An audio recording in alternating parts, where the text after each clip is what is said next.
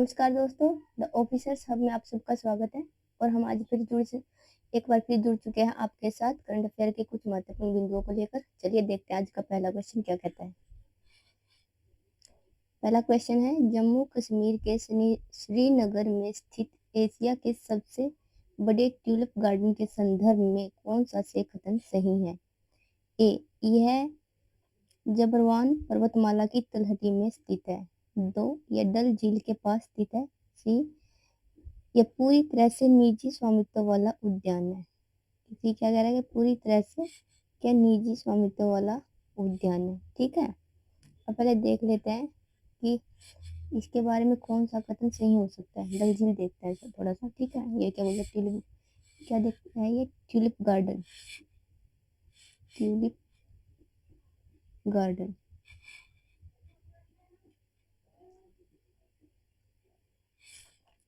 कहाँ पर है? यह जबरवान प्लस डल झील के मध्य। ठीक है, ये पूरी तरह से निजी स्वामित्व वाला उद्यान है। ये पूरी तरह से निजी स्वामित्व वाला उद्यान नहीं है। ठीक है, इसमें इंडियन गवर्नमेंट का योगदान है। ठीक है, किसका? इंडियन गवर्नमेंट का।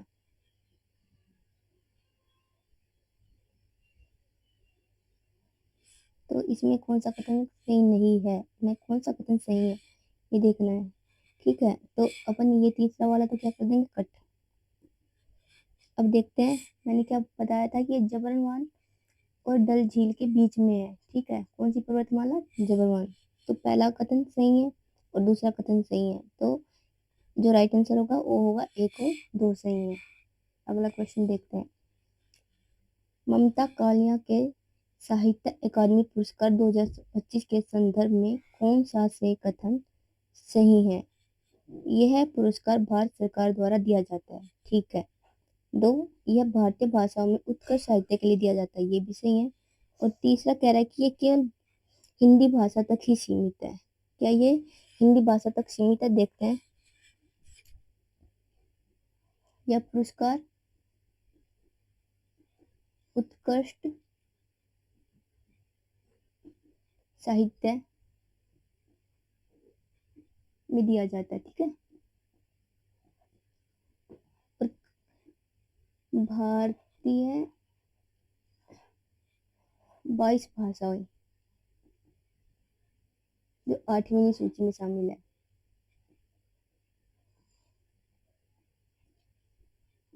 उनको दिया जाता है। ठीक है, तो इसका मतलब है कि सिर्फ हिंदी के लिए, हिंदी तक सीमित नहीं है। तो यहाँ पर तीसरा क्या कर देंगे, निकाल देंगे।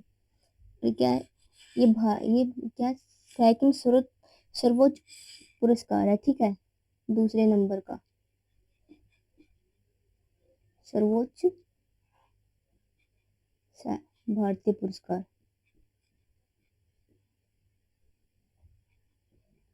इसमें कितनी, 1 लाख की, कितनी, 1 लाख राशि पुरस्कार में दी जाती है।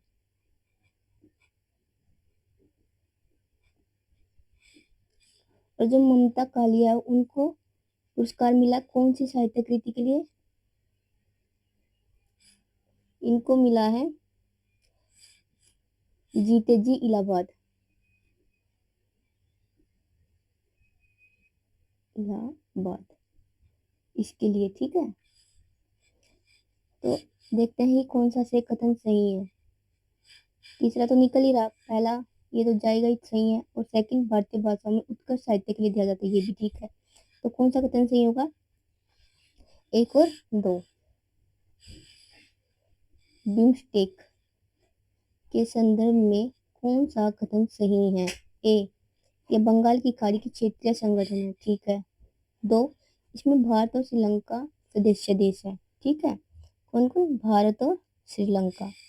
और सी क्या कह रहा है, इसमें पाकिस्तान भी सदस्य देश है। ठीक, तो देखते हैं कि कौन सा कथन सही है। बिम्स्टेक, बिम्स्टेक की फुल फॉर्म क्या है? ठीक है, bay of Bengal initiative for multi sectoral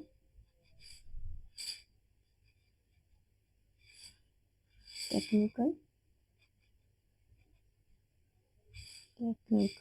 and economic corporation. ठीक है, इसकी फुल फॉर्म ये है। और इसमें कितने देश शामिल है? इसमें 8 देश शामिल है। बंगाल, भूटान, भारत। ठीक है, इसका से याद कर सकते हैं ट्रिपल बी,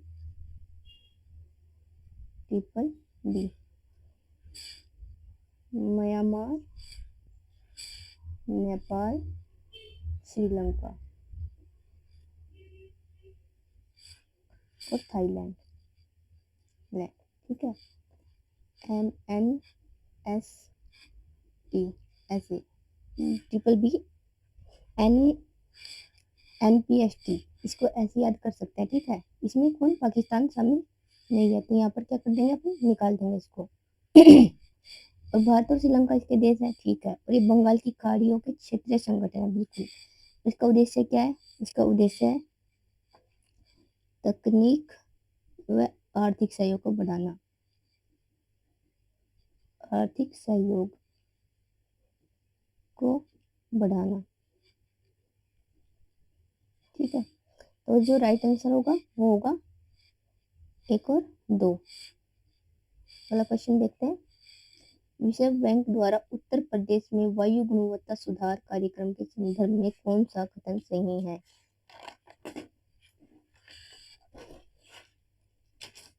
विश्व बैंक। ठीक है, यह कार्यक्रम वायु प्रदूषण नियंत्रण पर केंद्रित है। 1। 2, इसमें राज्य सरकार की भागीदारी होती है। यह केवल ग्रामीण क्षेत्रों तक सीमित है। क्या कोई भी वायु गुणवत्ता सुधार कार्यक्रम होगा सिर्फ ग्रामीण क्षेत्रों तक ही सीमित होगा? नहीं, तो ब्रॉड लेवल पर फैला होगा। ठीक है, तो इसको देखते थोड़ा सा क्या है। ठीक है, विश्व बैंक ने यूपी यानी उत्तर प्रदेश में वायु गुणवत्ता सुधार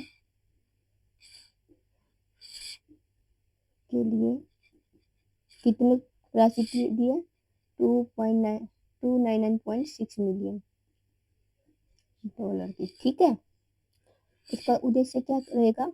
यूपी में स्वच्छ कार्यक्रम को बढ़ावा देना।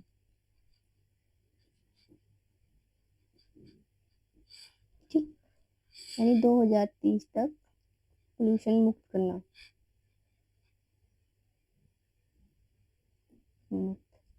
ठीक है, उसमें राज्य सरकार का क्या रहेगा? सहयोग। अब देखिए क्या है, ग्रामीण प्लस शहरी दोनों क्षेत्रों को इसमें शामिल किया गया।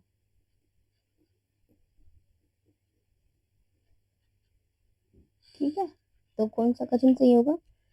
हमारा जो कथन होगा 1 और 2 ये सही है। तीसरा क्या है? गलत। अगला देखते हैं, इंडिया पोस्ट की 24 स्पीड पोस्ट सेवा के संदर्भ में कौन सा से कथन सही है? ठीक है, यानी 24 स्पीड पोस्ट, 24 यानी 24 घंटे। ठीक है, इसका उद्देश्य तेज डिलीवरी सुनिश्चित करना है। यह केवल अंतरराष्ट्रीय पार्सल सेवा है। 2, सी कह रहा है इसमें ट्रैकिंग सुविधा उपलब्ध होगी। ठीक है, कौन सा कथन सही है ये देखना है। सबसे पहले देखते हैं इंडिया पोस्ट क्या। India post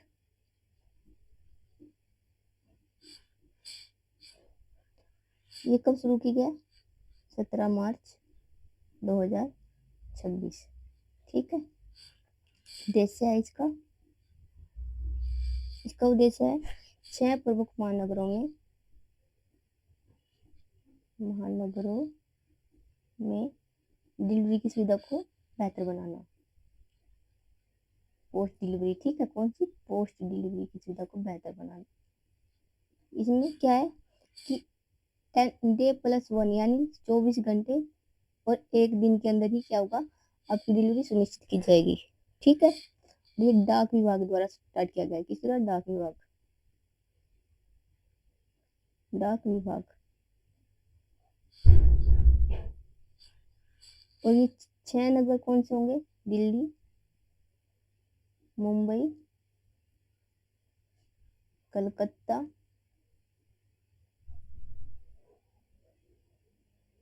Chennai, Hyderabad. ठीक है, ये होंगे हैदराबाद। ओके। और ये क्या है? सिर्फ इन अंतरराष्ट्रीय पार्सल सेवा नहीं उपलब्ध कराता, ये राष्ट्रीय और अंतरराष्ट्रीय दोनों के लिए है। ठीक है, तो इसमें कौन सा कथन सही है? ठीक है, ए एक सही है और तीन, सी तीन सही है। ठीक है। इसका जो राइट आंसर होगा वो होगा ए, यानी एक और तीन सही है। दो, केवल अंतरराष्ट्रीय पार्सल सेवा नहीं, ये नेशनल और इंटरनेशनल दोनों। ठीक है, अगला देखते हैं। गोधाम योजना के संदर्भ में कौन सा कथन सही है? ठीक है, इसका उद्देश्य पशु आश्रम बनाना है, बिल्कुल। अगला है, यह केवल दुग्ध उत्पादन के लिए है, यह राज्य सरकार द्वारा लागू योजना है। अब देखते हैं कि कौन सा कथन सही है। ठीक है, गोधाम योजना, गोधाम योजना कब स्टार्ट किया? मार्च 2026।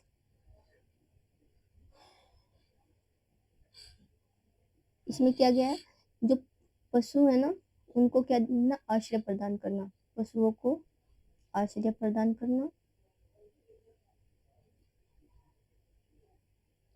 और इसमें दुधारू के अलावा अन्य पशु भी शामिल रहेंगे। ठीक है, और पशुओं की जो समस्या है, उनके रोग वगैरह उपचार का समाधान करना। ठीक है, रोगों का उपचार द्वारा समाधान।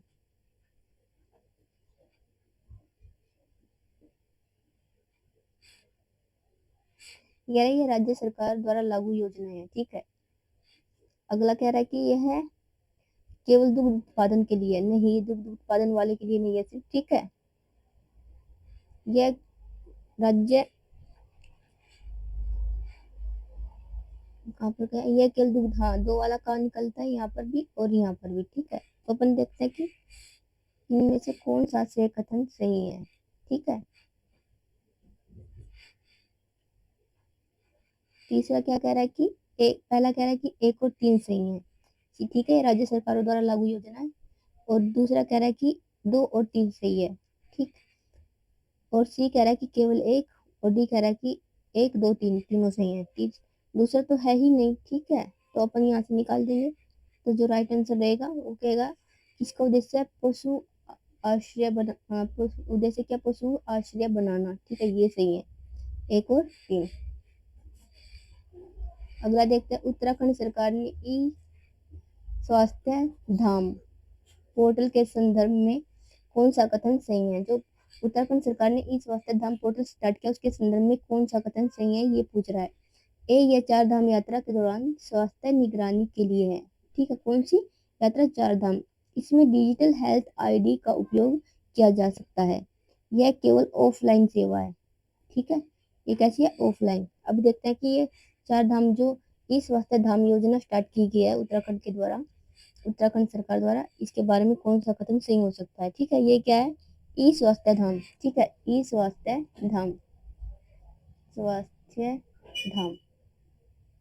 इसमें क्या क्या? ऑफलाइन। जब ये इलेक्ट्रॉनिक से जुड़ी होगी तो ऑफलाइन कैसे होगी? तो तीसरा अपन यहीं का क्या कर देंगे? निगलेक्ट कर देंगे। तो तीसरा यहाँ निकल रहा है डी वाला, और दो वाला भी निकल रहा है बी वाला। ठीक है, अब ये कह रहा है कि चार धाम यात्रा के दौरान स्वास्थ्य निगरानी के लिए है। ठीक है, इस ये राइट आंसर है कि ये चार धाम यात्रा के दौरान जो स्वास्थ्य समस्या पैदा होती है उनकी निगरानी के लिए रखा गया है। ठीक है, इसमें 25 जो हॉस्पिटल है कार्य करेंगे। ठीक है, कार्य कार्य करेंगे। ठीक है, इसमें क्या? आयुष्मान आईडी के साथ इसको क्या किया गया है? लिंक। इसके साथ आयुष्मान आईडी, आईडी के साथ लिंक किया गया है।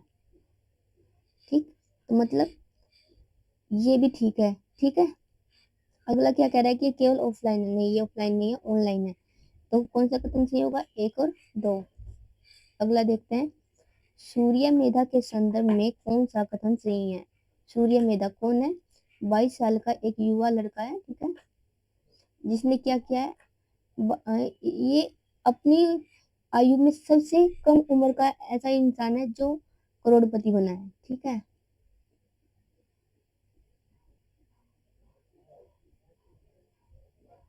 और इसका जो संबंध है किससे? एआई माइक्रो के सह संस्थापक के रूप में, ठीक है। ये क्या कहाँ काम करता है? जो एआई माइक्रो बनाया जा रहा है उसमें क्या करा है, इसका योगदान है, सह संस्थापक का काम करता है ये, ठीक है।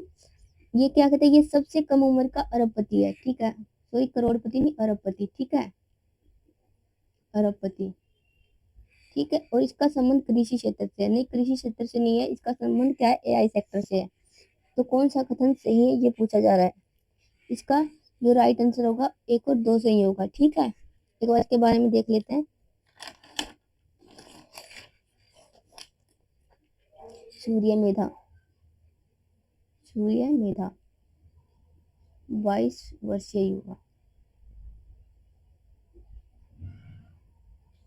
ठीक है, सबसे कम उम्र का युवा अरबपति।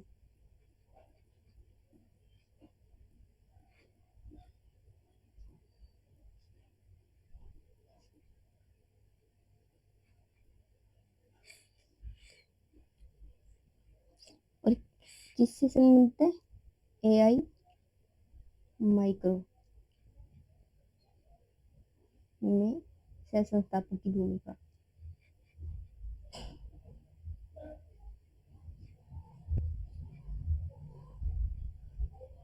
अगला क्वेश्चन देखते हैं, राजीव रंजन सिंह द्वारा घोषित एक्वा पार्क परियोजना के संदर्भ में कौन सा से कथन सही है? ए, यह मत्स्य पालन और जलीय संसाधनों से जुड़ी है, ठीक है। एक्वा पार्क है तो मत्स्य पालन से तो रिलेटेड होगा ही। दूसरा, यह जम्मू कश्मीर में स्थापित है, देखते हैं कि जम्मू कश्मीर में है या नहीं।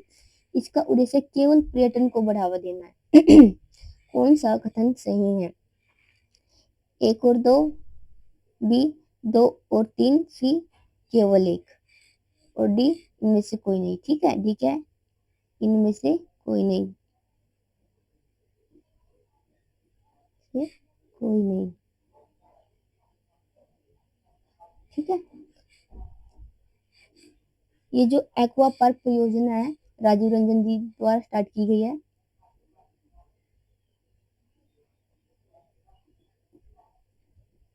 कहाँ पर शुरू की गई? जम्मू कश्मीर में, JNK में। इसमें क्या, इसका मुख्य उद्देश्य क्या है? कोल्ड वाटर फिशरी को बढ़ाना,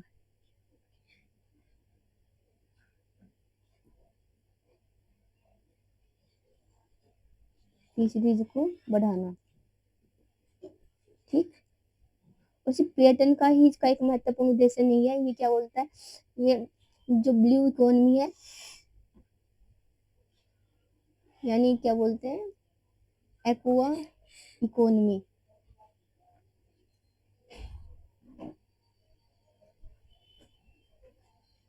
उसको भी बढ़ावा देने के लिए शुरू की गई, ठीक है, बढ़ाने के लिए, ठीक है। तो जो राइट आंसर होगा वो क्या होगा? 1 और 2। अगला क्वेश्चन देखते हैं,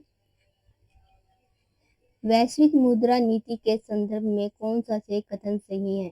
केंद्रीय बैंक ब्याज दर बढ़ाकर मुद्रास्फीति को नियंत्रित करने का प्रयास करते हैं।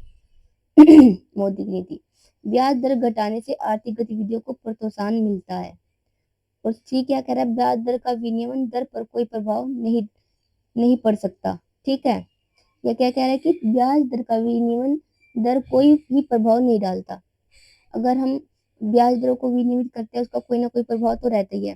तो तीसरा तो अपन यही निकाल लेंगे, ठीक है।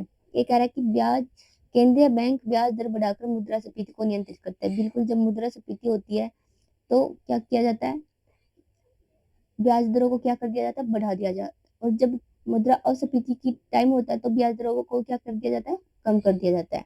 तो पहला कथन क्या होगा? सही होगा। फिर अगला, ब्याज दर घटाने से आर्थिक गतिविधियों को प्रोत्साहन मिलता है। बिल्कुल, जब ब्याज दर कम होगी तो बैंक क्या करेंगे? ऋण क्या बोलेंगे, अधिक ऋण उपलब्ध कराएंगे लोगों को, क्योंकि ब्याज दरें कम है तो लोग बैंकों से क्या लेंगे, लोन। जब बैंकों से लोन लोन लेंगे तो उनके हाथ में क्या होगा, पैसा। ठीक है, तो क्या करेंगे, डिमांड करेंगे। डिमांड करेंगे तो सप्लाई सेक्टर जो क्या बढ़ जाएगा। ठीक है, सप्लाई क्या होगी, पुश हो जाएगी। ठीक है, तो इसका ये सेकंड वाला भी क्या है, ठीक है। तो राइट जो आंसर होगा वो एक और दो होगा। आज के लिए इतना ही। Thank you. चैनल को लाइक और सब्सक्राइब कर चलें। धन्यवाद।